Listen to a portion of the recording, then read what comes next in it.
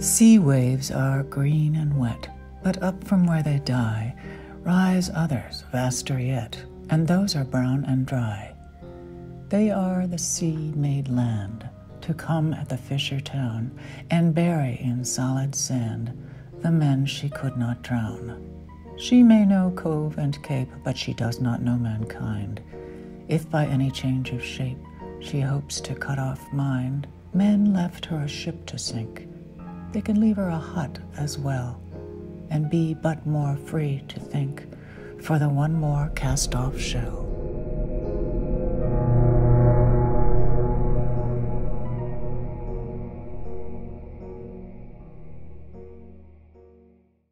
To be just a touch less facetious about the reason I came to Provincetown is that it's the only town I know in America that has any connotation for me. In other words, the only town I could ever think of as being my town, a town I might have grown up in, a town I might have been born in. I've been coming here for 20 years. And I think it's one of the few towns in America that possesses any natural beauty. And as we have many, many beautiful small towns in America. But this one has a beauty which is not a privileged beauty, or it's rather a natural beauty, a casual beauty, even a tawdry beauty. Many of the, this is a town which has a terrible reputation. It's a honky-tonk in summer. My favorite name for it is the Wild West of the East. It's a wild place in the summer. The Wild West of the East. It's a wild place in the summer. The Wild West of the East. It's a wild place in the summer.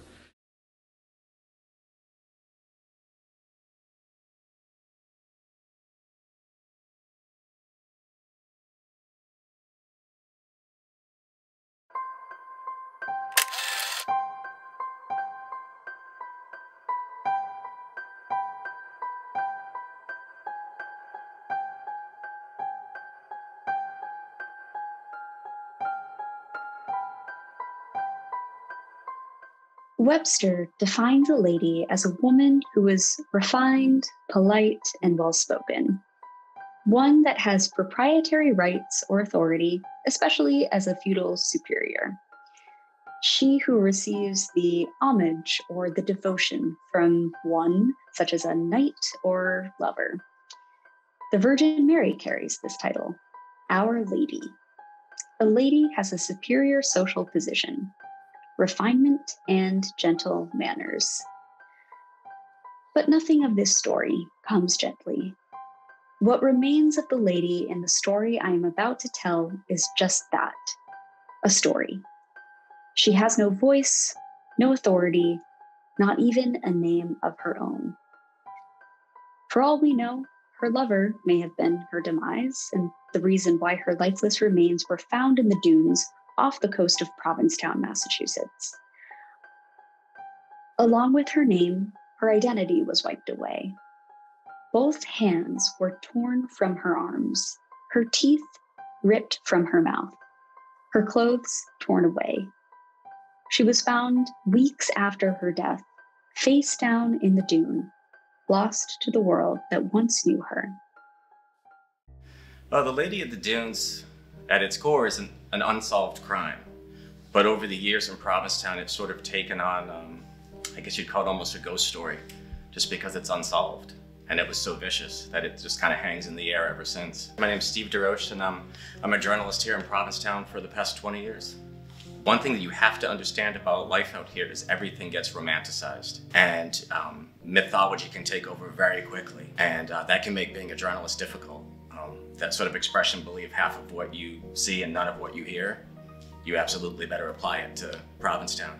And when I first looked at the boxes of evidence at the Provincetown police station, and then you go through it, and you realize the viciousness of the crime, and that because her identity is unknown, you don't really have anything to attach the story to. You don't have a full humanity. It's some time ago now, but I remember I'm a young reporter. I was 2 years out of journalism school. And I think, I remember I had a professor that told me to be careful of Woodward and Bernstein syndrome. You're not always on the cusp of uncovering something big. Don't make it bigger than it is. But I couldn't help but as I was going there, because it was the 30th anniversary of her murder, that thinking like, maybe I'd be the one that I would find one thing that somebody hadn't seen after all these years. And of course, it's a bit foolish to think that, but nevertheless, you know, I want to be part of the reporting of the story for the anniversary, bring more attention to it so that maybe something would come out of it. But that's the day I met Officer Warren Tobias. And I had been aware of him before, over the previous 2 years. I like him very much. I think he's a good guy. He's a bit gruff. And so I went in there sort of with a young reporter's chip on my shoulder to his gruffness. And when he handed me the box, he said, I want to warn you, this is pretty graphic. So I tried to respond with a bravado. I'm like, please, like, I've seen some things in my life, I'll be fine.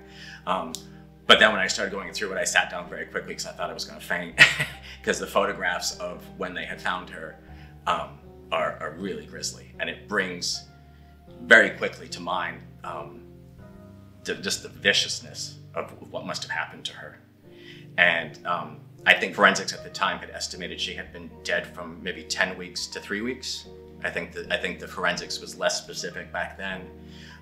So this being July, she had been in the sun for quite some time, so her skin was black as like a rotten banana peel. I remember that's the phrase I thought when I saw the photograph. Her hands had been removed.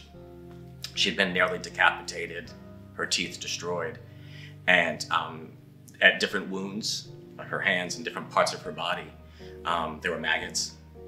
I mean, she had been outside for quite some time in the elements. People who had introduced me to the story here or told me what they thought, they have crazy wild stories, cults, just all kinds of things. And what Officer Tobias said, and which makes much more sense to me, is that they were really trying to conceal her identity.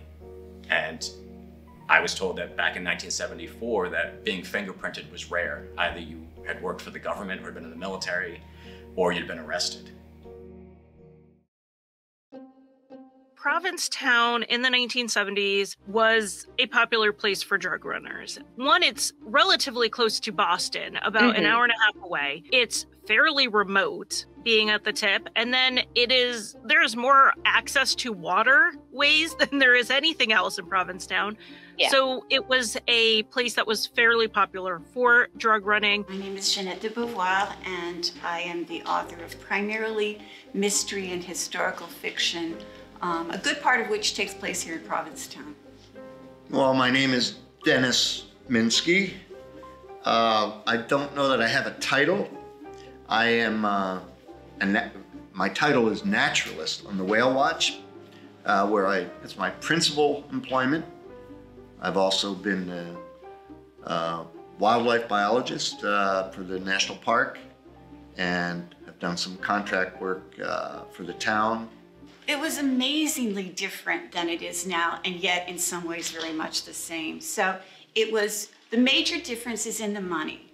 It used to be that one could come here and there's a great book by Al Kaplan, who's a photographer, and he did a book that actually takes place during the 60s, but the title of the book is There Was Always a Place to Crash. And that's exactly what it felt like in the 70s, that you could come down, you could stay on someone's floor, on someone's sofa, eat for very little money and hang out.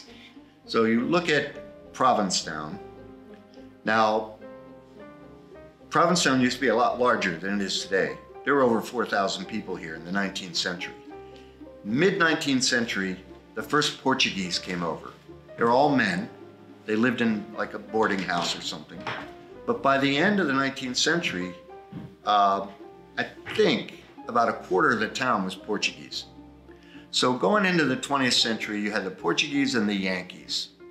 And there was some segregation. The Portuguese were mainly in the West End, and there was some friction, but by and large, by the 1970s and the 1960s, you had the Portuguese and the Yankees, and it was pretty copacetic. I think that one of the things that has always drawn people is that if you want to try something out, this is the place to do it. If you want to do something you've never done before, this is the place to do it. Whether it's the wave of artists who came here at the beginning of the 20th century who who were looking at the light and saying, I can do stuff with this, or the writers who were deciding, you know, you can't go to Europe this year because of World War I. I'm going to come and write about this incredible place. Where you've got all sorts of musicians and creative people, and then just people who wanted to learn about that or wanted to be in the presence of that. First of all, you had this post-World War II generation of young people, you call them what you want, hippies, not materialistic, more interested in experiences, travel, eschewed their parents' values, they hit the road. I was one of them, I guess. So many of them came into Provincetown.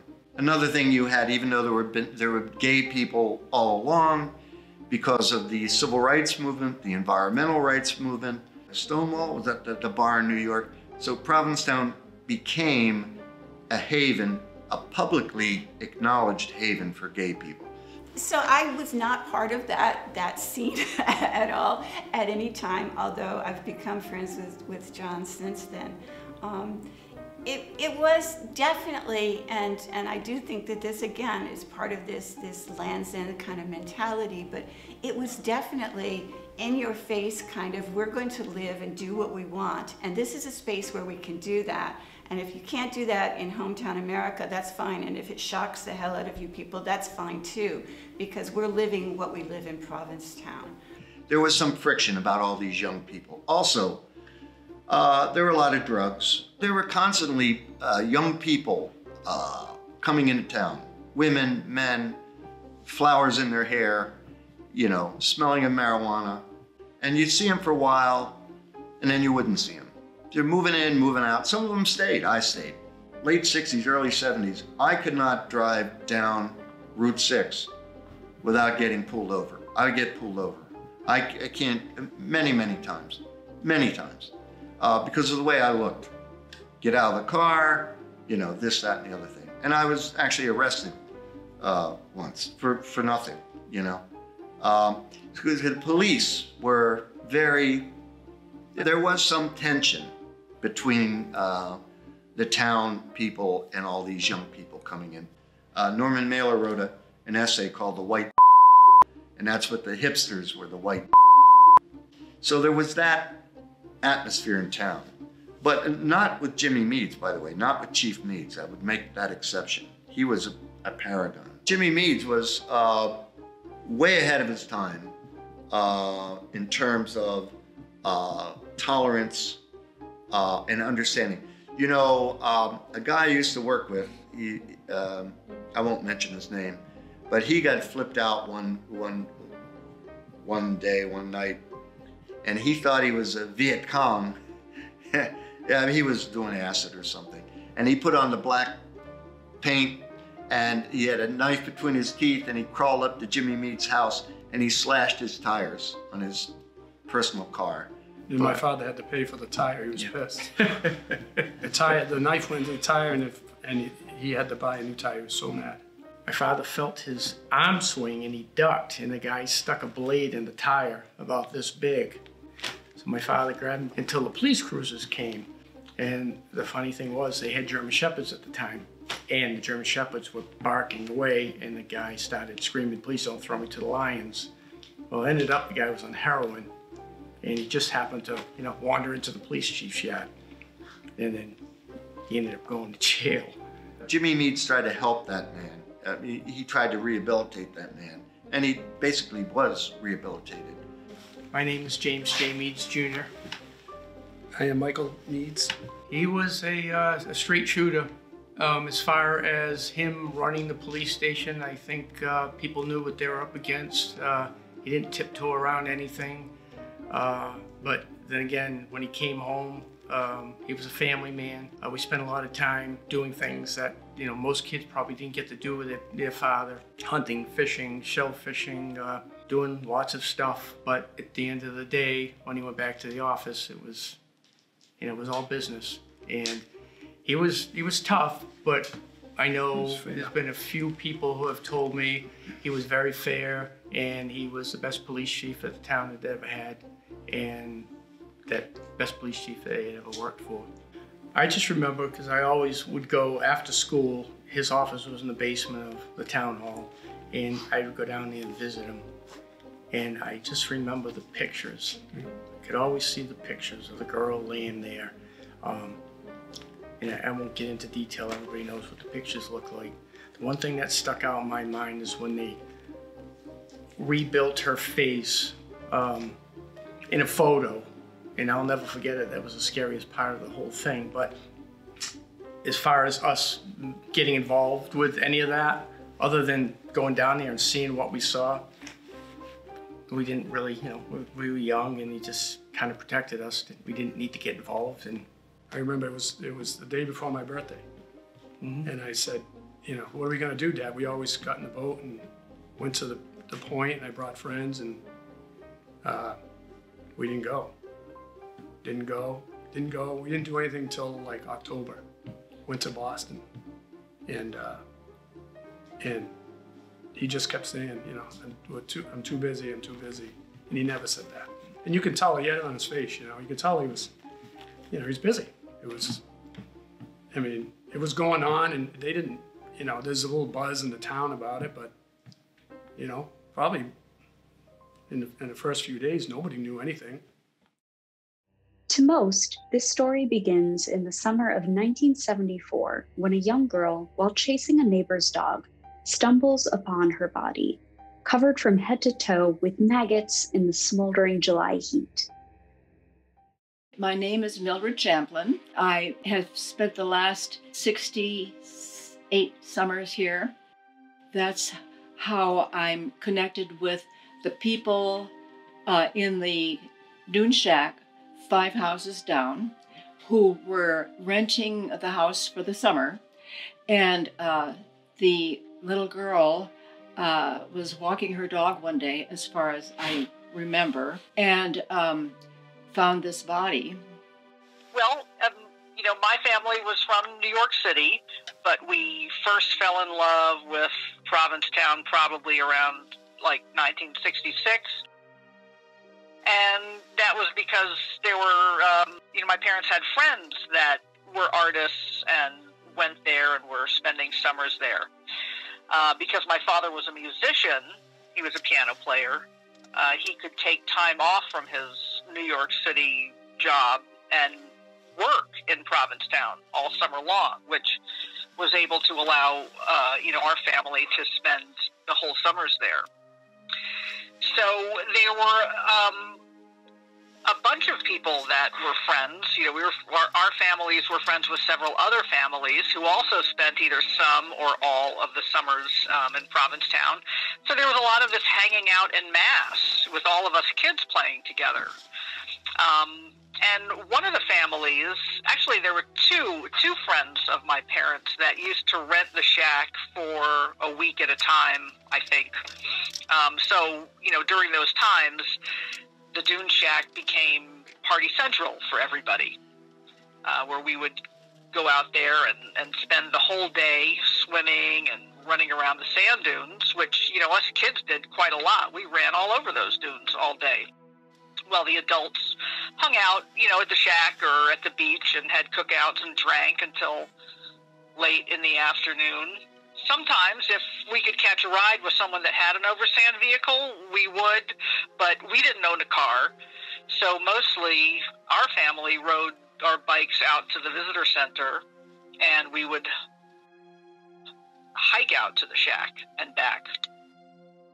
So on that particular day, July 26th, 1974, I remember, I was 10 at the time, so, in 1974, I was 10. I chose to go to Nelson's riding stable instead of going out to the dunes with my family. So my sister and parents spent the day at the shack with several other families, one of whom had a couple of dogs. So, come the later afternoon, it was time to leave. My mother, my father, sister set off to hike back to the visitor center, and one of the dogs followed them part of the way. But then it veered off and started barking at something. And my sister followed the dog to see why it was barking. And my sister said she thought it was a deer at first, which I suppose is like a logical place for a 12-year-old's brain to go, you know, to think it was an animal and the coloration of the body. But then she saw that it was, you know, there were clothes, that it was lying on these neatly folded clothes and a headband. She remembered a headband. But then, you know, that's when she realized it was a human body. And she also remembered noticing that the hands were gone. The dog started barking, and so the little girl went to see what he was barking at, and there was this woman lying on a big beach towel without hands, and apparently there had been some effort to sever the head. The way we heard about it was we had a little 1945 military Jeep, and we went to town to get some groceries, go to the post office, and coming out Race Road on the way back, we saw the Douglas family, and they were coming down, speeding down the road in the opposite direction, waving at us frantically to stop. So we stopped, and they said, we're on our way to town to tell people that we found a body in the dunes. So they were on their way to the police station to report this finding. We met Jimmy later. Afterwards, we had the police come and ask us questions. They have TV crew out in the dunes, back in the back road, and to commemorate that day, and say they had a big TV program about this event. But when I went down there, I said, you know, this isn't the right spot, Jimmy. And so, but he said, I know, I chose this deliberately. I don't want people to know exactly where the spot is, because there are too many factors involved in weird people and all kinds of things. So he said, I never want to have it revealed. So I promised him that I would never reveal it, and I won't. I won't even give a hint. If somebody says, was it here, I'm going to clam up.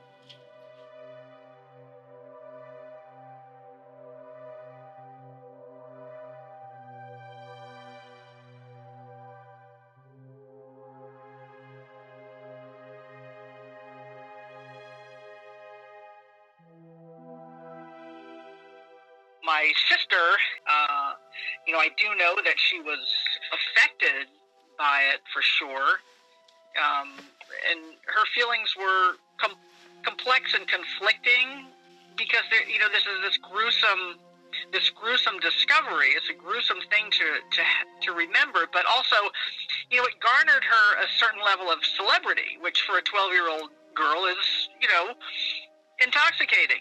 Everybody asking her about it, you know, asking if she was okay.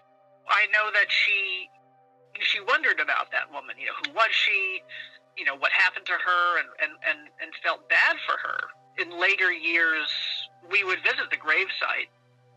So, you know, she felt this, you know, as morbid as it may sound, there was, you know, a connection that she felt to this party, this person, or this case.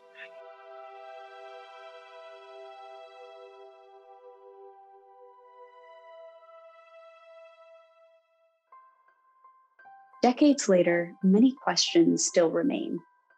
What was the motive? Did she see something she shouldn't have? Hear something that couldn't be repeated? Where did she go that led her to an early grave? Did she know her killer? Was it a so-called lover, a so-called friend, an acquaintance? Who? Here's what we do know. He took the skull to a forensic expert, and I'm pretty sure it was Colorado at the Air Force Academy. Brought the skull in this bag to get the skull rebuilt, to try to put a face on it. He spoke to dentists all around the world, trying to get dental records to match up with what they had with her. My name is Gerard Kinahan. I'm a dentist, graduated from Tufts Dental School in 1982. Started practicing here on the Outer Cape in Truro, September 7th, 1982, and I've been here ever since. Jimmy Meads was a good guy. You could take him at his word. He was an imposing individual. He was a big man, and he was imposing. And until I got to know him a little bit, he intimidated me just by his nature. But he was a good guy. He's a good guy. He had a good sense of humor once you got to know him and he lightened up. You know, I don't think we actually talked about any of that until the day he called me up and asked me if I'd come down the station and give him a hand with something. We sat in one of the conference rooms and he handed me a cardboard box with a skull and a number of teeth rattling around in the bottom of the box.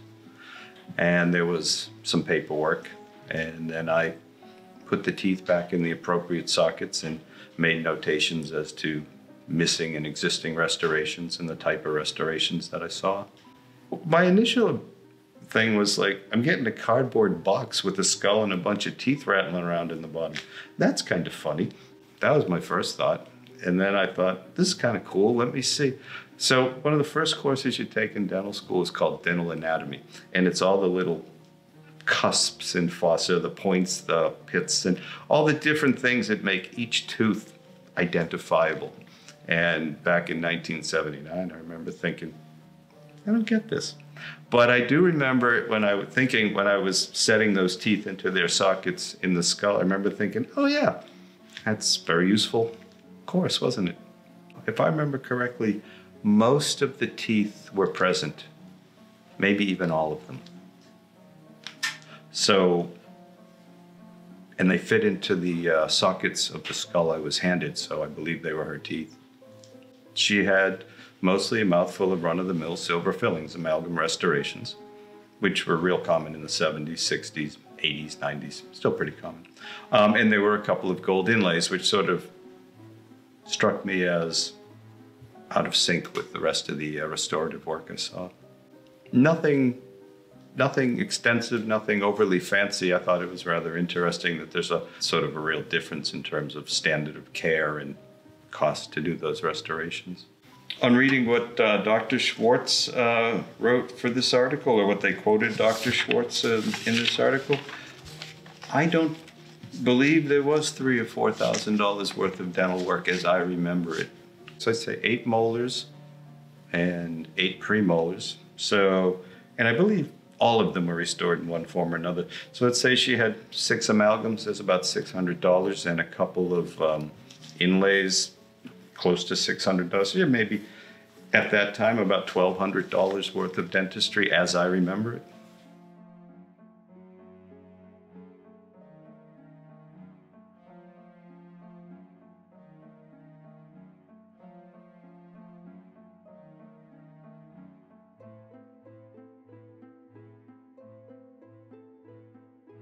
There was always a small section in the back of the dental journal in those days, whether it was the state one or the American Dental Association journal. There was always a page or two of a missing person, and there would be a description of what was in their mouth, you know, missing teeth, existing restorations, and oftentimes they'd print out some x-rays showing them, because sometimes you'll do a particular restoration and there'll be something unusual about it and you say, oh yeah, I remember that tooth. That was the one with the whatever, you know. So they would put that in there in the hopes that some dentist reading would say, oh my goodness, that's my patient, and then contact the appropriate sources and say, that's who this is. It seemed unusual that an individual would have a mouthful of silver fillings and then have a couple of gold inlays there as well. Made me think that perhaps it was somebody who was just a regular person who went to their normal neighborhood dentist and at some point in time found themselves living near a dental school or not having much money and knowing that they could get some dental work done at very low prices at a dental school. So my thought was maybe at some point in time this woman went to, say for example, Tufts Clinic, because we did a lot of gold work there, and had a couple of inlays done. The student probably said, oh, these would be perfect for inlays. and they cost next to nothing in a dental school setting. The instructor said, great, and the patient probably said, cool, I'll get some gold. My name is Frank Stanton. I'm a private investigator. I'm a co-owner of National PI Services. My name is Sue Smith. I am a private investigator. My name is John Robbins, and I've been a firefighter for 30 years and have been serving my last 5 years as a fire lieutenant. I have seen this photo. It is sort of a grainy photo, but the first thought that strikes me was her life ended someplace else and then she was placed there after the fact. Well, there are actually several things that stick out immediately. First of all, who took this photograph and the circumstances of how close to the discovery of the body would be significant. For example, its presence there, her presence there, would be dictated by physical conditions. So this photograph presents to us visually a couple of significant points. First, in conjunction with the absence of blood stains and blood evidence consistent with what blood force trauma brings to a scene, immediately sticks out that in all likelihood the woman was not killed in the spot that she was found. The position of her body, it's kind of hard to see very much from this photo, but I did see a different photo. The way her legs are crossed, and I believe there was items of clothing placed under her head, and the way that there was some dismemberment to remove some identifying features. So that pretty much strikes me that this was not a crime of passion that occurred on this site, that her life ended someplace else and she was placed here for whatever reason, to draw time and distance from the site where it actually occurred. And eventually she was found. So that dental record that is referred to in various articles concerning the extent of her dental work, it's significant, but it's not alone in its significance. Was the removal of the teeth by blunt force trauma, or was it an attempt at surgical removal because of the distinction that someone was thinking the dental configuration of this woman would play a role in her identity? She would have had to have been carried there by probably more than one person, and they must have had some idea as to how they wanted to pose her, if you will. I have seen other traumatic injuries that resulted in various, very traumatic injuries, but not as a crime scene like that. I've had stabbings, shootings, and burn victims, but nothing that required the time and effort to start dismembering her in that manner. To go through the time and struggle of starting to remove identifying features, her hands, her feet, her fingerprints, her teeth, and I understand that they started to remove her head, but stopped, didn't go all the way through with it. Perhaps they were interrupted, perhaps they were spooked, and at that point they said, okay, let's just place her someplace. But what strikes me is to go through the time and effort to begin those efforts of removing identifying features, and then place her someplace where she could eventually be found, which she was, rather than just totally eliminating the body, to fold certain items of clothing and place under her head, sort of like, not a parting shot, but like, okay, you transgressed, we're sorry we had to do this to you, but, we're sorry. There's a treasure trove of information inside of her mouth.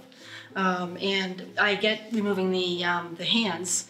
I think they were sloppy. They might have not been able to cut the other one off where they wanted to, and they took a softer part of her arm and hacked the other side off. I'm a little bit baffled by the arms being, the hands being replaced by pine needles. I think that's a little bit weird.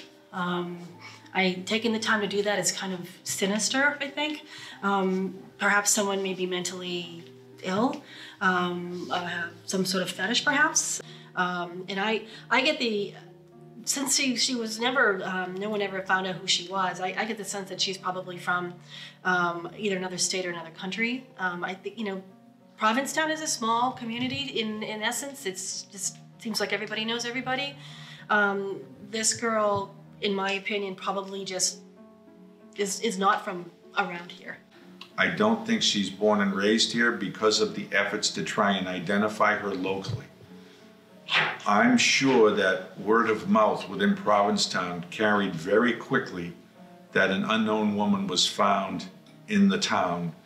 And if it was a local person or a local connection of significance, it would have been identified relatively quickly.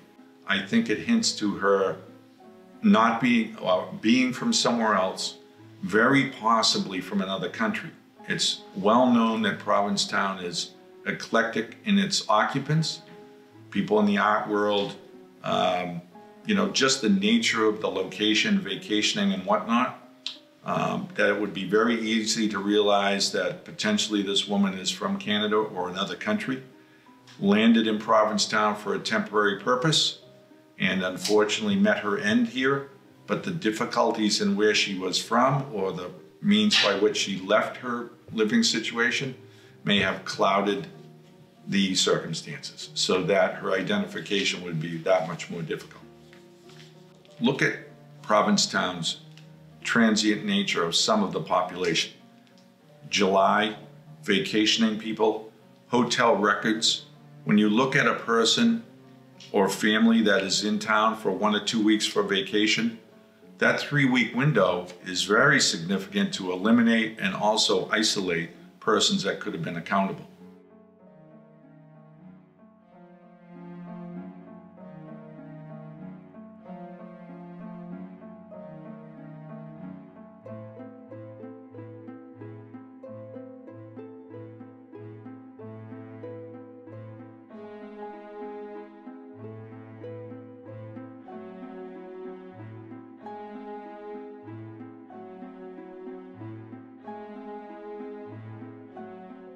The Combat Zone was the name given in the 1960s to the adult entertainment district in downtown Boston, Massachusetts.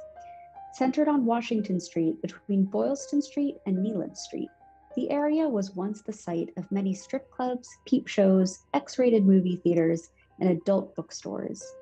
It had a reputation for crime, including prostitution. Many Combat Zone prostitutes, both male and female, were minors. In 1974, 97 girls under the age of 17 were arrested in the Combat Zone for prostitution. Hundreds more were arrested, although over the age of 18, many were attending colleges in Boston while employed at the Combat Zone. The Combat Zone. I literally went to high school in the Combat Zone. I had to walk through it twice a day for 4 years. The Combat Zone was a 2-block stretch of Washington Street that started the northern end of what is now the downtown crossing. It was called the financial district of the Jewelers Building back then. And on the other end, it began Chinatown in the south end.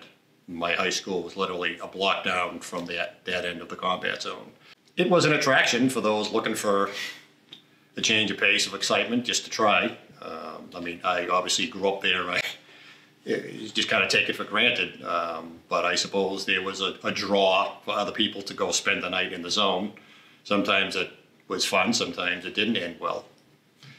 There was a known element that you could, enter the Combat Zone looking for a night of entertainment and get rolled, get jumped, robbed or worse, and be left, left on your own with empty pockets. So for some people it ended well, for some it might not have. The Combat Zone at the time was basically a usual seedy collection of X-rated bookstores, strip joints, a couple of cheap liquor stores, some, because it was right on the edge of Chinatown, some sweatshops where you could see the women sewing all day long from across the dental school elevator lobby. And there were a number of my classmates who had working girls as patients in there. I remember one of them put a diamond in one of her front crowns because that's what she wanted. So there was a good number of those folks who would get their dental work done at the Tufts Dental School there. I am a survivor of sex trafficking. I've been out of the life in clean and sober for 13 years. I am the Associate Vice President of Programs and Advocacy at the Village for Families and Children. For the last 6 years plus, I've been doing human trafficking-based work. I was the Human Anti-Trafficking Response Team Coordinator. So I think what we were having a conversation was around where traffickers move their victims to, right? So you talk about major holidays like July 4th if you're on the beach. So like Provincetown, Cape Cod, that whole area makes sense, right? People are going to go there in the summer months. You still see that migration happen in New England where people go. So traffickers are aware of that. And what they want to do is get their quote unquote product, their women, their children, whomever there, to be able to make this, to find customers to meet the demands that are happening with her case and sex trafficking. And a big part of the red flags for me is this idea that no one has been able to identify her. No one came forward for her. No one was looking for her. Everyone has family of some sort. Everyone has friends. But obviously she wasn't working, because if she had an employer, the employer may have, filed a missing report to say, hey, she hasn't shown up to work for a week. So that indicates to me that she was probably a drifter. She was being moved. The likelihood is she could have been moved from state to state.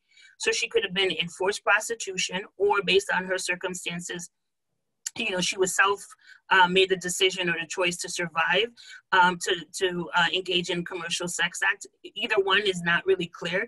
But what's clear to me is that someone wanted, premeditated, decided to murder her. When you have teeth missing, arms missing, hands missing, someone made that decision. And for me, I start to think about, if you think about organized crime, and then she was involved in that process and she was being trafficked, maybe she threatened to leave. And we know that it's a high risk factor when victims decide they want to leave that lifestyle. So maybe she was murdered. Maybe she threatened to go to the police and tell folks what was going on, and someone felt like they had to get rid of her. Well, the hands are presumptively, at first blush, presumptive of hiding identity. Now, if the forearm on one was also taken, did that have a tattoo? It seems unlikely that in the 70s, a young woman would have a prominent tattoo on her forearm. Was there a body mark? Was there a burn? Was there some other mark that made the forearm equally important to get rid of versus the hand, along with the hands, because of a telltale sign? It would tell us a lot about the killer's identity if the killer was known to have a connection to the woman, so the woman's identity would be critical. Yeah, I have actual tattoo of my trafficker's name. It's very common. I know many women that are survivors that have branding or tattoos, barcodes, money signs, any symbolism like that, crowns. Very common, I'm sure, again, it's not like a new thing. I'm sure it's been happening forever. But the other thing that was alarming to me about her case is the sexual assault piece that was mentioned in the article. And the fact that she was naked because her jeans were around her head. There's no description of underwear or her top. It's like somewhere, somehow, she was either raped, victimized, killed, and then brought to this place, the dunes, to be dropped off.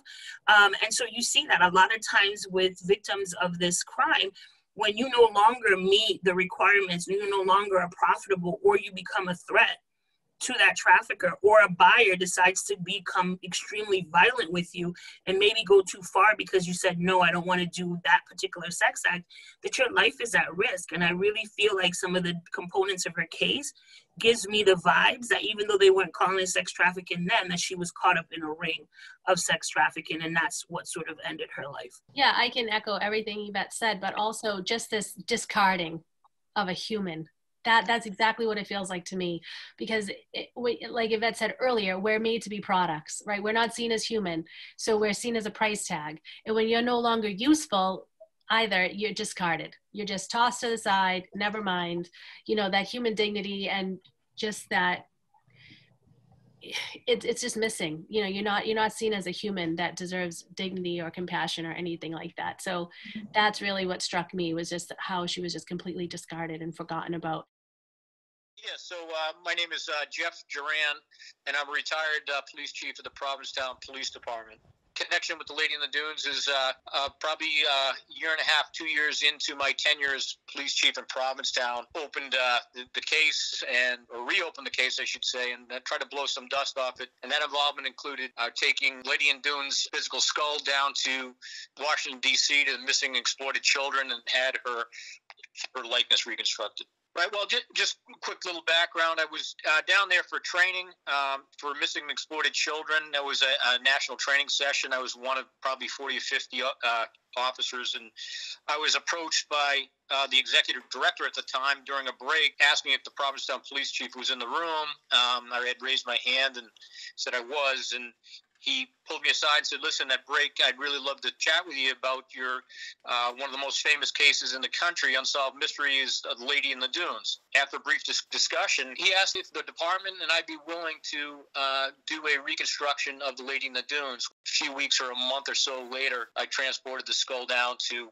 Washington, D.C., to the Missing and Exploited Children's Center, met with the executive director, and I transferred the evidence to him with hopes that, during a break in their busy, hectic schedule, that he would be able to take on the reconstruction, and ultimately did, and that was the most recent reconstruction that was completed. In the fall of 1974, the townspeople gave the Lady of the Dunes a proper burial. Although no one came to claim her as a missing daughter, sister, wife, or friend, her body was laid to rest on the edge of the cemetery on the edge of town. The cemetery was named after St. Peter, who's often depicted holding the keys to both heaven and hell. One unlocks absolution, the other excommunication. Her tombstone reads, "Unidentified female, body found Race Point Dunes, July 26, 1974. No name, no date of birth or death, no title, no connection to a family." Still, from time to time, passers-by will notice a small white figurine at her grave, an angel with wings outspread and hands clasped in prayer, watching over the Lady of the Dunes and waiting for the next page of her story to be read.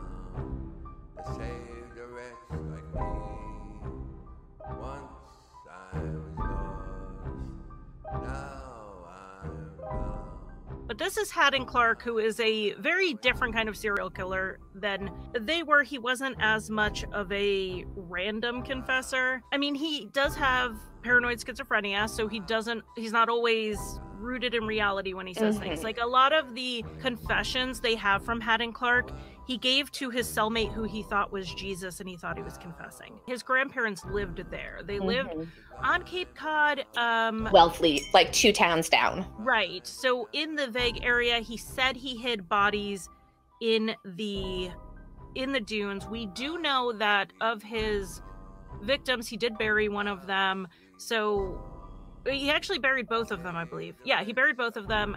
But his confession for the dunes was that he buried the women he killed there. And we know the Lady of the Dunes was not buried, and it was staged, and it seems quite possibly beyond Haddon Clark's abilities. Yeah, I agree. He also the 2 convictions, the 2 people they can prove, he had a connection to both of them. So he's not a serial killer who has a known history of randomness. So he would be linked to the Lady of the Dunes if he was the killer, which then explains the hiding of her identity. But like I said, Haddon Clark didn't have a strong ability to hide very much. I think a little bit more effort could have been put into interviewing Haddon Clark. He had some information about this person. One of Haddon Clark's relatives lived relatively nearby. I think they could have done a little bit more, and just saying, "Oh, the guy's schizophrenic. He confesses to other murders." So I think there could have been more done with there. James Joseph Whitey Bulger Jr. was an Irish-American organized crime boss and FBI informant who led the Winter Hill Gang in the Winter Hill neighborhood of Somerville, Massachusetts. Investigators learned of a woman who resembled the victim was seen with mobster Whitey Bulger around the time the woman presumably died. Bulger frequented the Crown and Anchor in Provincetown and was known for removing his victims' teeth. Let's go on to the Whitey Bulger.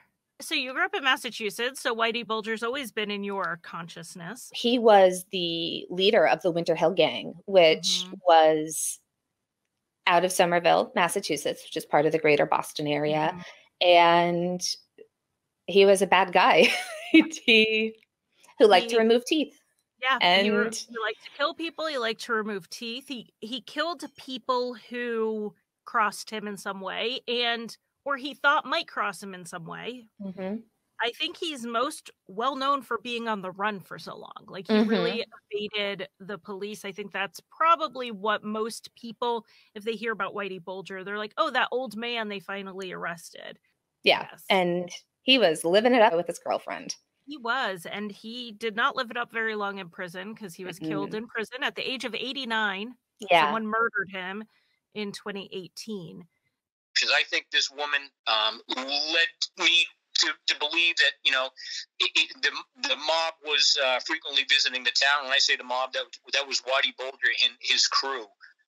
During my tenure, I met and spoke with a number of restaurant and bar owners, two in particular, who had personal knowledge that Whitey Bulger was a frequent visitor in Provincetown, would come in on the weekends throughout the summer, oftentimes with a different woman on his arm, and stayed usually at the Crown and Anchor, which was a well-known hotel at the time. So when I look at how this woman was murdered and the victimness of the corpse, the remains, you know, it leads me to believe that, you know, organized crime was involved. And so I'm not sitting here saying that Whitey Bulger killed her, but we all know he ran on a crew, and I believe it's plausible based on how she was murdered that there could be involvement. Yeah, so they had announced, obviously nationwide, that Bulger had been captured on the West Coast, and it's,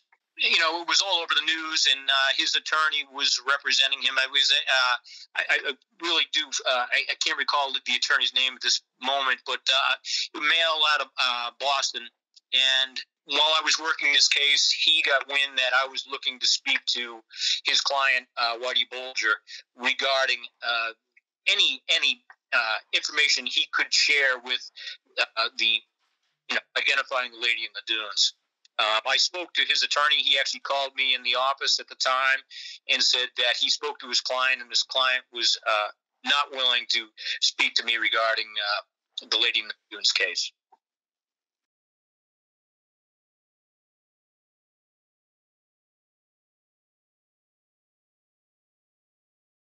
I don't recall him ever telling me who he thought did the job. I know he tried to contact the mob, thinking that maybe there was something tied in with the mob. I'm sure there were other things he did. I just, you know, again, we were young kids, but he didn't stop. I mean, he kept going until he finally, you know, he passed away.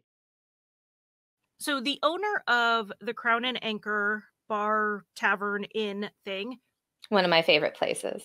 The owner was on trial for tax evasion in the early 80s.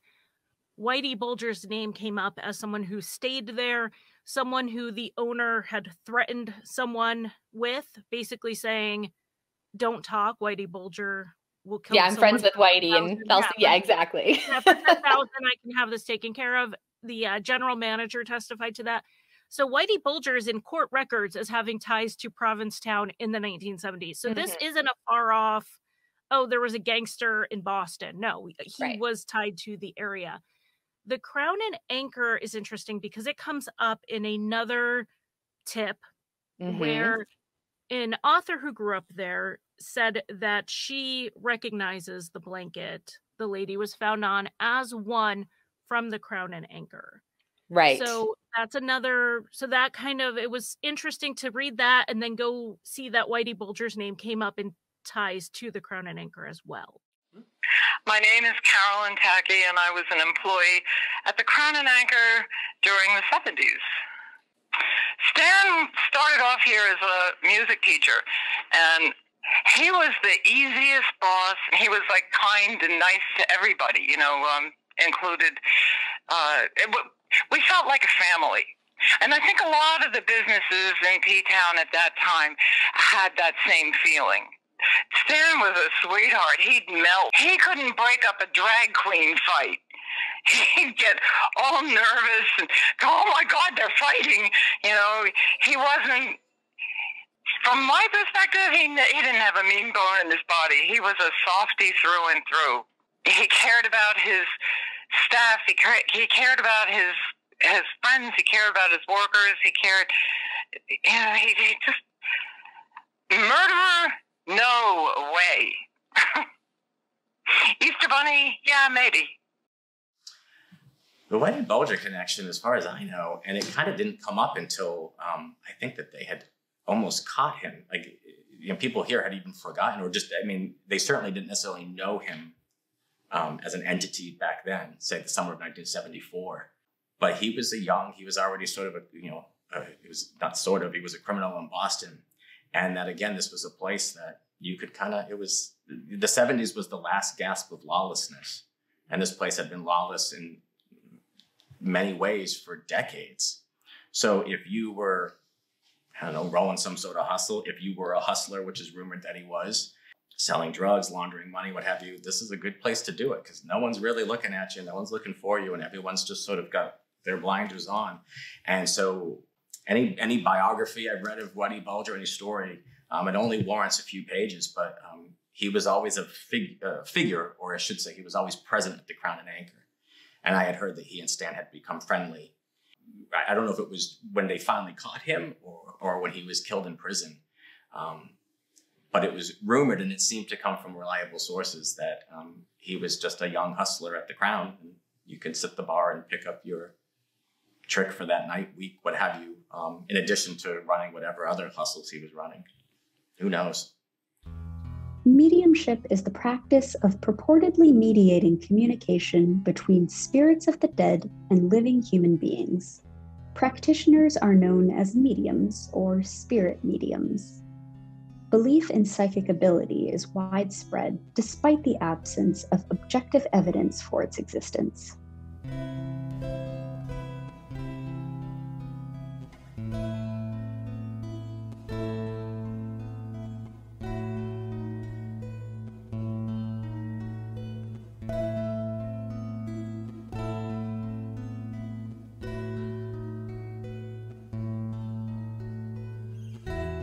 My name is Lauren Robbins. I'm a tested and endorsed psychic medium, afterlife research medium for science, spiritual teacher, and an author.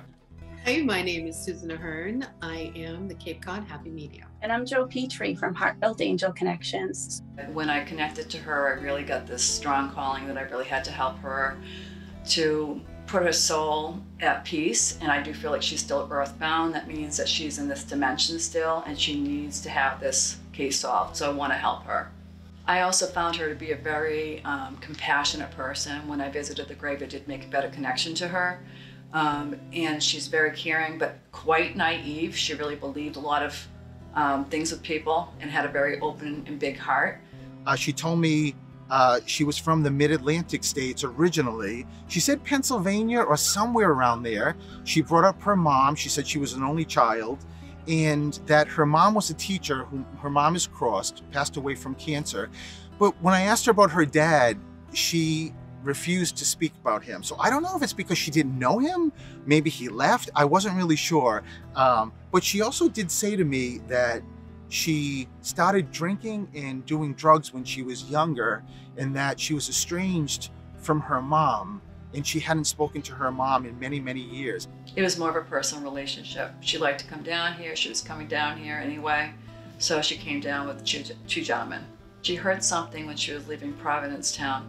She heard something that she shouldn't have heard with a phone call. That's what she told me. She told me that weeks prior, she was privy or saw this blueprint, and I looked at the blueprint, and it was either of a building or it was a root of something.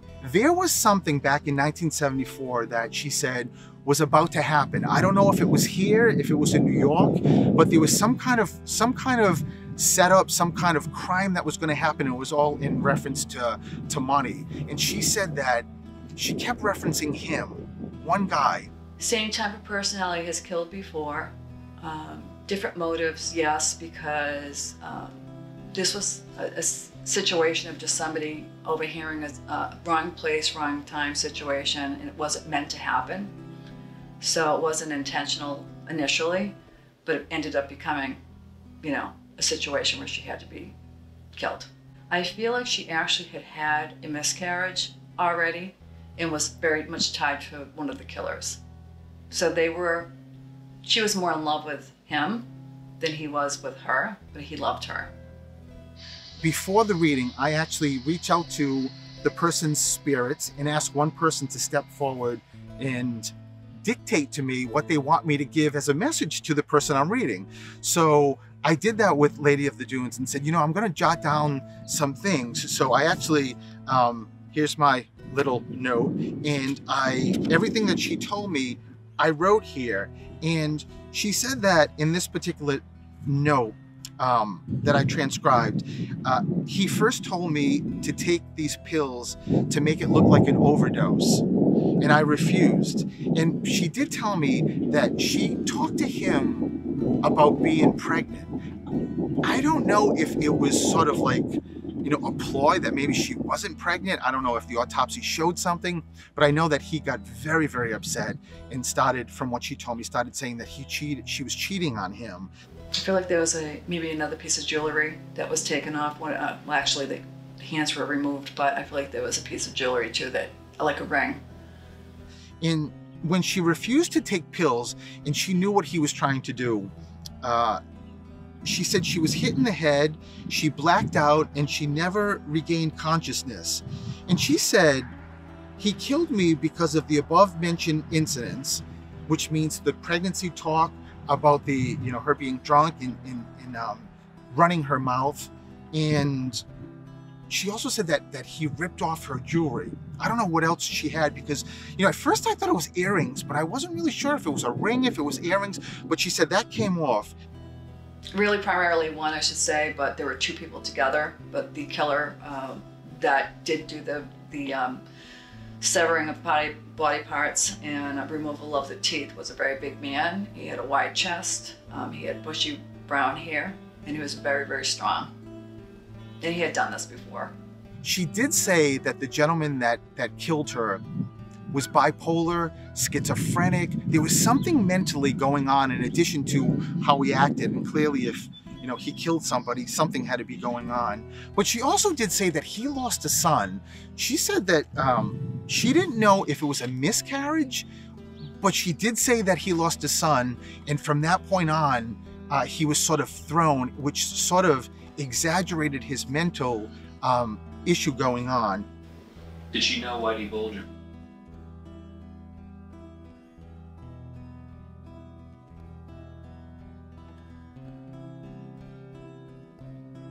She also did say that he had a tattoo here on his arm, and she said it was a portrait. I don't know if the portrait was actually here or he had a portrait someplace else, but there was a picture of somebody, maybe the son. I couldn't really understand what she was, specifically what she was saying, if it was the son or not.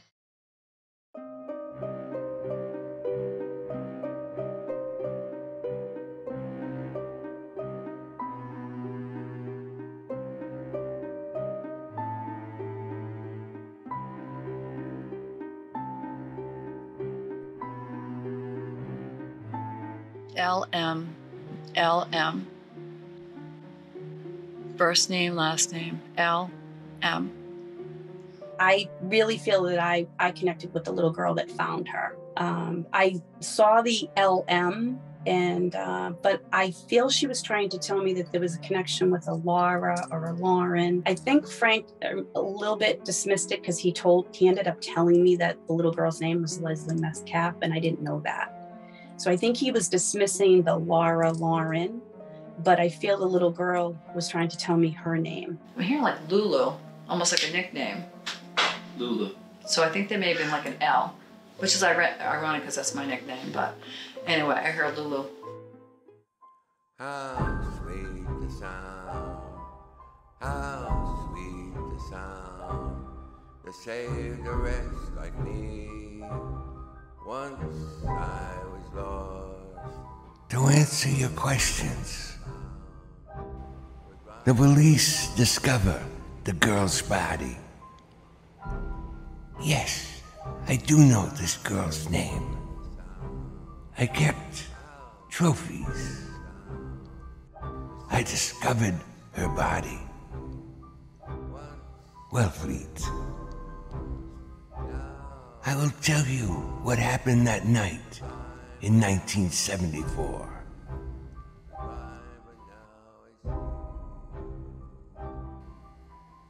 You ask what this girl's name.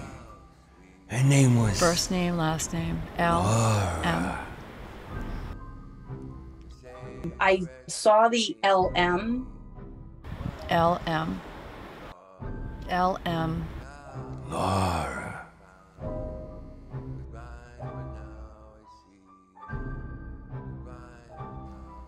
I was on that beach. Laura's body on the dunes. I don't know why. Whitey has nothing to do with this. I hear like Lulu, almost like a nickname. Laura. I didn't tell. The girls that have gone missing. Laura, the girl in the dunes. Gone. Missing. I know who the girl is. I do know at Race Point, the summer of '74. God bless. How sweet the song was mine, but now I see.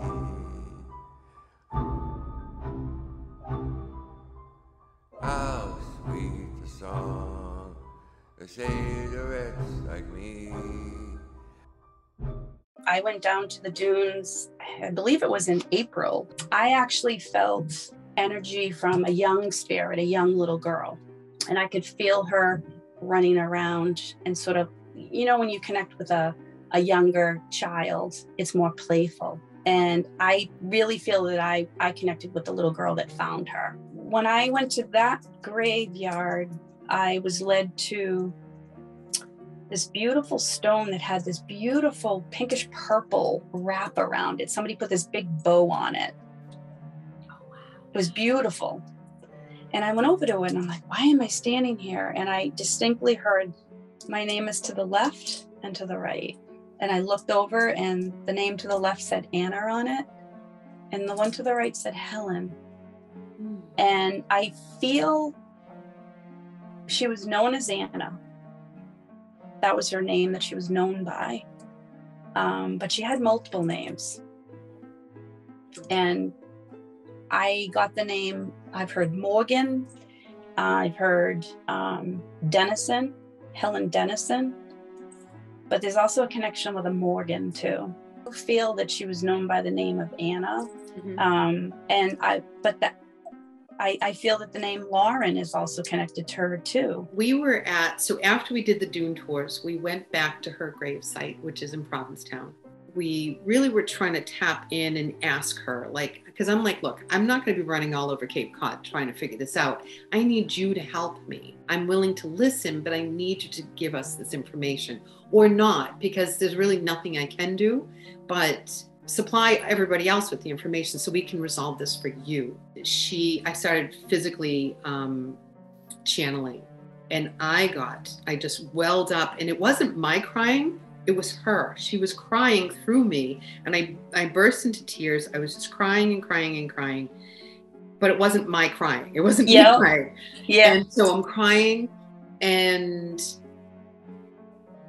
then Frank said, look, just show us a name, just give us something so that we can just end this now for everybody and you can rest in peace. And with that, she stopped crying. I got up. I started walking. And when you're in trance, that energy started. Yeah. I was in trance and I just started walking and they're like, where's she going? And off I went across the cemetery. And along the way, there was easily 7 pink rose petals. And I just followed the rose petals all the way to this grave that had this huge pink, gaudy, glittery display of flowers. Oh my God. Right? I mean, it was over the top, all the way to there. And I just, she just led me there. And I had to part all the gaudy pink, which I shouldn't be talking about gaudy pink. I'm wearing gaudy pink. But I had to part the pink. and behind that was the name Morgan. Morgan on the tombstone. And so you got the name Morgan too. I got the name Morgan too. Now, what that means, whose name that is, I felt like she had many different aliases. I do too. I definitely do. Yeah.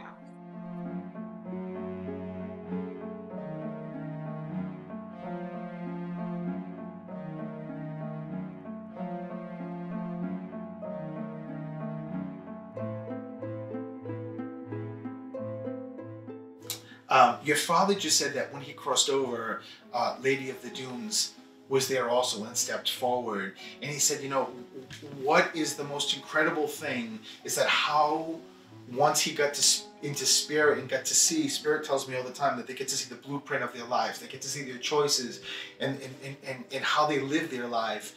But they lose, as I mentioned before, they lose all the earthly connections. And your father just hugged her, and he actually, and this is the first time he said this to me, and this is current, he just said to me, that's when he got the resolution for this case and this crime. I'm not at rest. I'm not at peace. I'm trying. So many people have tried to help me. And I'm trying, but I'm still not at peace.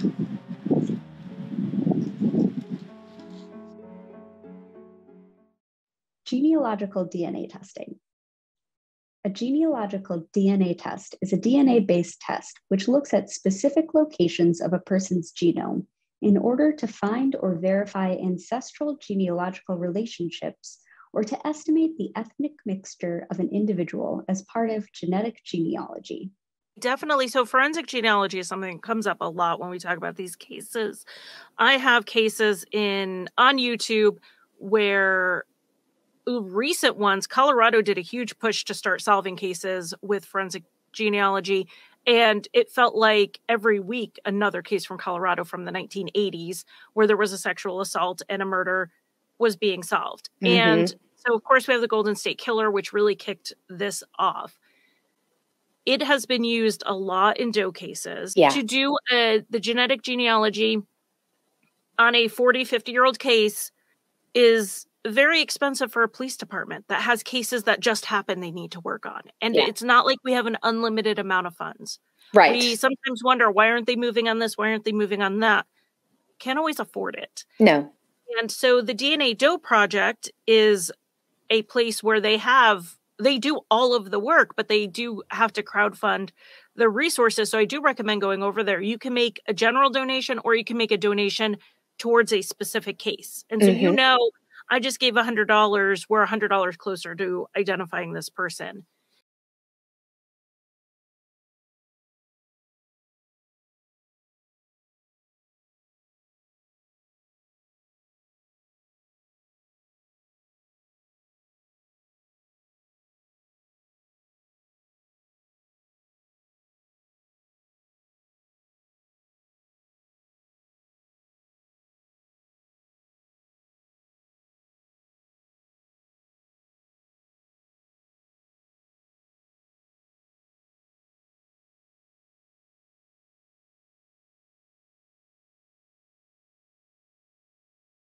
My name is Dr. Claire Glynn. I'm an associate professor of forensic science at the University of New Haven in Connecticut within the Henry C. Lee College of Criminal Justice and Forensic Sciences. Well, several years ago, I was contacted by a journalist from the Cape Cod Times asking for me to comment on the ability to utilize DNA to identify the Lady of the Dunes case. And so I started to look it up myself, and living in New England and loving New England, you tend to gravitate towards cases that are in your own geographical area. And I just found the case absolutely fascinating and also quite sad that after all of these years, we still haven't been able to identify who this lady was. Well, it's actually quite simple. It sounds complicated, but it's actually quite simple. If you think about how we all share DNA with our ancestors, you got 50% of your DNA from your biological mother, and you got 50% of your DNA from your biological father. So 100% of your DNA is made up of them. But think back a generation back from that, the same was true for them, where they got their DNA from their parents. So actually you share 25% of your DNA with your grandparents. The same was true for them from their parents. So you actually share 12.5% of your DNA with your great-grandparents, and so on and so forth, going back the generations. Now that's a kind of easy way of looking at it because you're just going in this nice linear fashion back through the generations.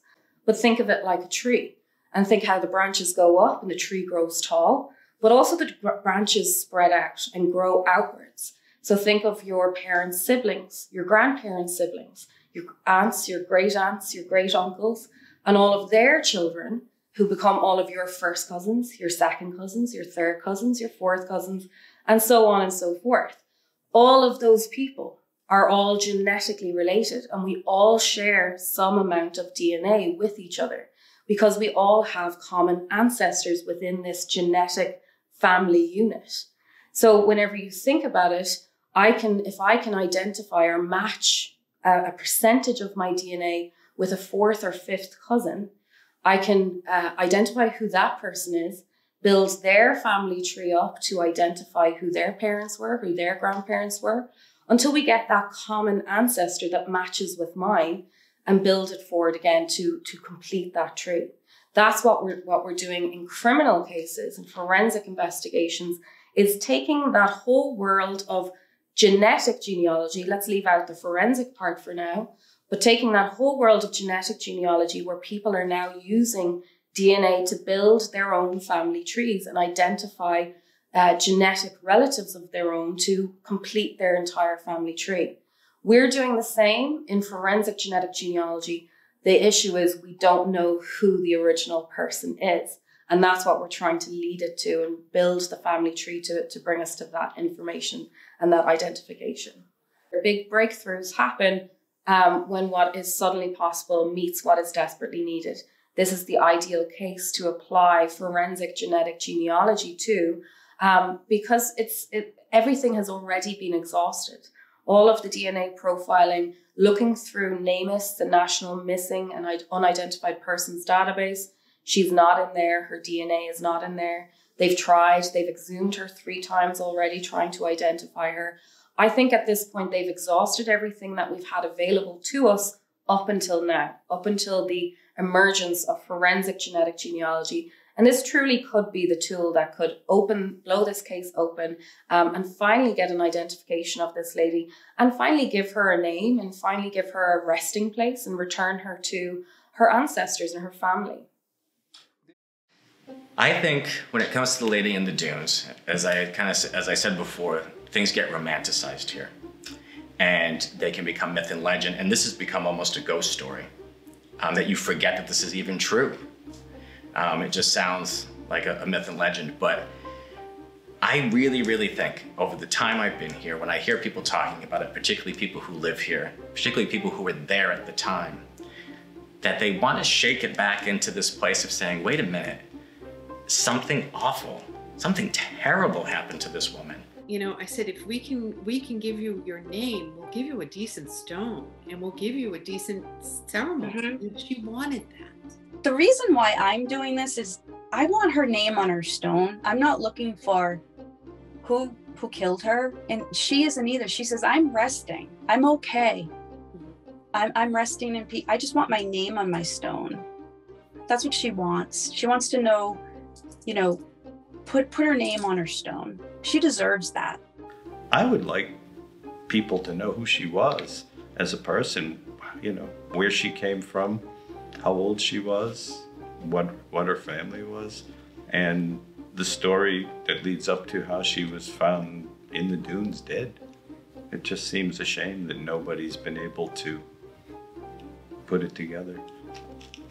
You know, it makes me wonder, there must be a family out there somewhere that was missing a daughter. Why was there no outcry or, you know, outreach to find her? It seems to me it's more likely, if nobody seemed to go looking, that maybe it was somebody who was from a different element of society that didn't have family, that didn't have people that cared about her. I think that we would, for ourselves, to feel closure, because we all like to feel closure, sure, we would love to know her name. And I think that at some level, it would be useful insofar as if there's someone else out there who knows her and wants to have some sort of sense of that. I would like to say that this case is solvable. Let's just get all the different departments that were involved in this investigation together, like we're doing right here, and discuss, you know, what they've learned, what their opinions are, what their thoughts are, and go over their reports. And if you can get everyone together, I think that you'll find information that you've missed down the line somewhere. I don't know that there is a moral outside of, to meet an end like this, they were sending a message. Whoever did this to her was sending some kind of a message. You know, like I said, why not just dispose of the body totally, like I said, to go through this time and effort and leave her in that position, in that location, where she would eventually be found. Why? To send some kind of a message. This is what happens to people who transgress or say or learn or know things that could become a liability to somebody else. At the end of the day, you're not going to solve, probably not going to solve who did it, but you got to find out who she is. I think you want to just know who she was. You know, time has passed enough where the killer's probably dead, and whoever knew the killer's probably dead. But it's not, you know, you knew he just wanted to find out who the poor girl was. Well, he tried and never gave up, and I hope that theme continues, that they don't just let this, you know, just go away. I hope with the new technology that we have now that it, you know, can come to some conclusion.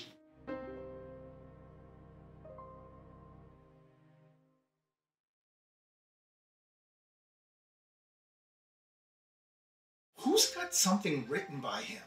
Somebody pulls something out, a card or a letter, and flips it or looks at it, and it's in a drawer. It's somewhere. You guys, neither one of you have something that's written from your dad. Your father is not letting go of something in writing, but there's a card or a letter somewhere that I try to keep going past, and I keep getting pulled back to say, they know, they know. It's got to be either has his signature or some kind of writing, but it also makes me feel like someone recently looked at it. A card or letter. He keeps showing me that someone's pulling something out.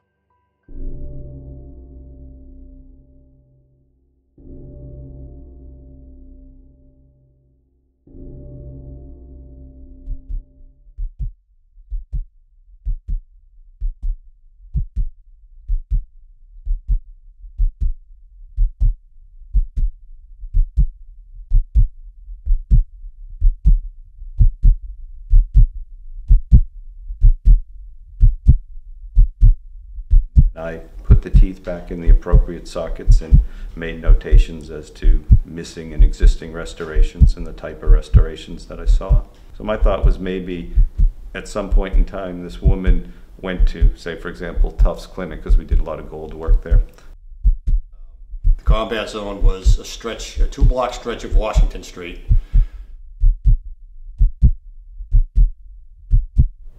I feel like there was maybe another piece of jewelry that was taken off. I do feel that she was known by the name of Anna.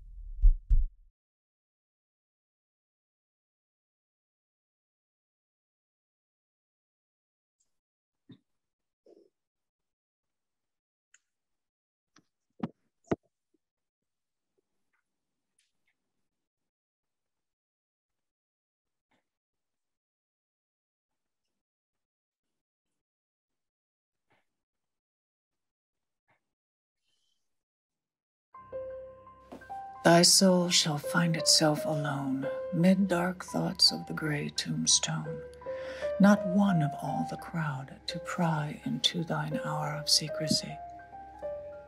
Be silent in that solitude which is not loneliness, for then the spirits of the dead who stood in life before thee are again in death around thee, and their will shall overshadow thee. Be still. The night, though clear, shall frown, and the stars shall look not down from their high thrones in the heaven, with lights like hope to mortals given. But their red orbs without beam to thy weariness shall seem like a burning and a fever, which could cling to thee forever. But their orbs without beam to thy weariness shall seem as a burning and a fever, which could cling to thee forever. Now are thoughts that shall not vanish. Now are thoughts that shall not vanish. Now are visions ne'er to vanish from thy spirit. Shall they pass no more like dewdrop from the grass? The breeze, the breath of God, is still, and the mist upon the hill, shadowy, shadowy, yet unbroken, is a symbol and a token. How it hangs upon the trees, a mystery of mysteries.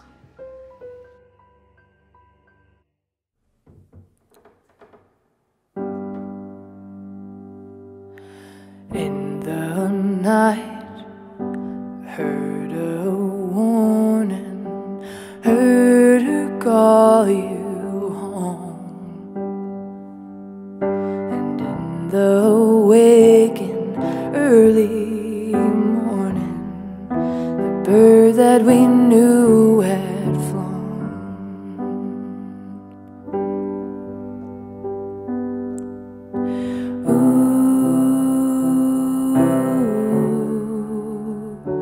Tomorrow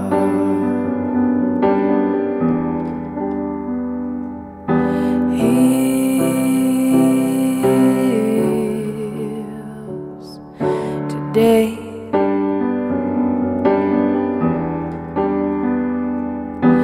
Ooh, your sorrow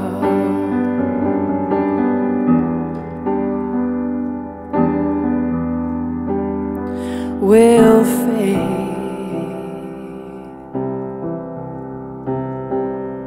and here we are in the heart of the living. Pain that we knew has grown, the pain that we knew is bleeding through, taken in the memory of you.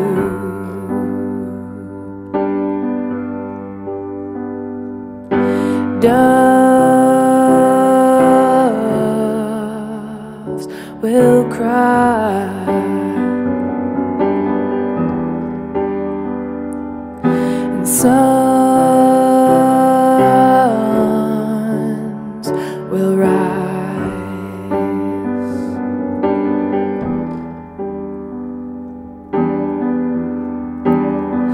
Will rise.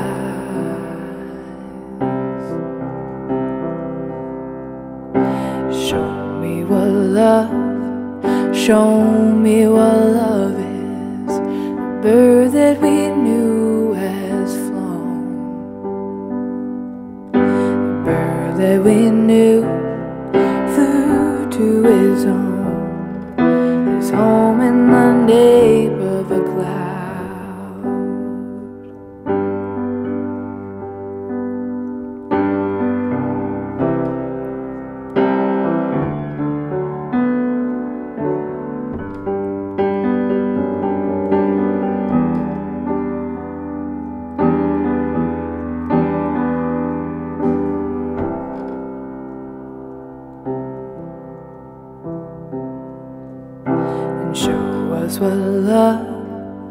show us what love is. The bird that we knew has flown.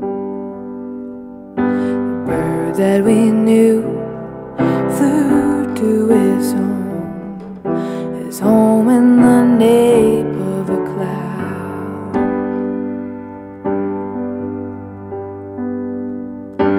Ooh,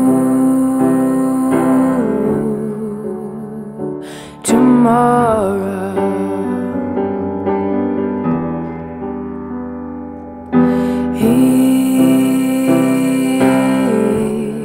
heals today.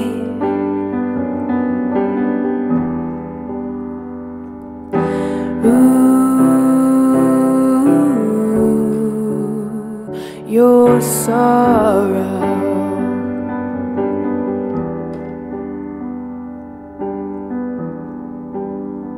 will fade.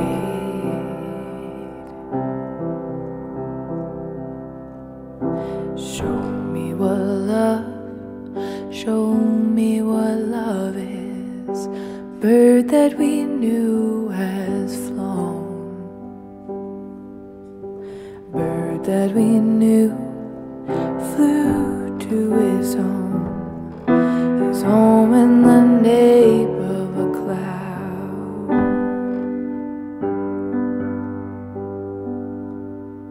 The bird that we knew flew to his home in